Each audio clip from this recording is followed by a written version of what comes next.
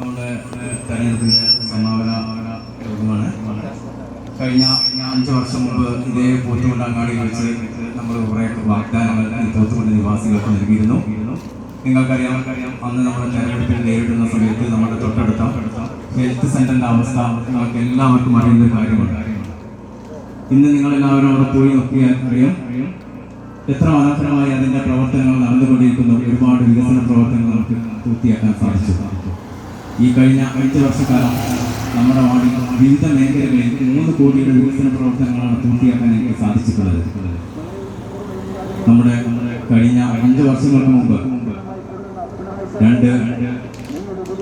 10 വർഷക്കാലം ഇവിടെ ഭരിച്ചിരുന്ന മെമ്പർമാരുടെ കാലവും ഇതിൻ്റെ 5 വർഷക്കാലം നിങ്ങൾ താരതമ്യം ചെയ്തു. കക്ഷി രാഷ്ട്രീയത്തിന് അതീതമായി വാർഡിൻ്റെ വികസന പ്രവർത്തനങ്ങൾ എല്ലാ വീടുകളിലേക്കും എത്തിക്കുന്നതിന് വേണ്ടിയുള്ള കഠിന പ്രയത്നം ഞാൻ ചെയ്തിട്ടുണ്ട് എന്നാണ് എനിക്ക് നിങ്ങളോട് പറയാനുള്ളത്. തീർച്ചയായും നമ്മുടെ സ്ഥാനാർത്ഥി രമേശ് ടീച്ചർ വൻ ഭൂരിപക്ഷത്തോടുകൂടി നമ്മുടെ വാർഡിൽ നിന്നും പഞ്ചായത്തിലേക്ക് തിരഞ്ഞെടുക്കപ്പെടും എന്ന കാര്യത്തിൽ യാതൊരു സംശയവും. നമ്മുടെ വിജയിക്കുകയാണെങ്കിൽ അവരോടൊപ്പം വരുന്ന 5 വർഷക്കാലവും നിങ്ങളോടൊപ്പം ഉണ്ടാവും എന്ന് ഞാൻ നിങ്ങൾക്ക് ഉറപ്പു നൽകുന്നു.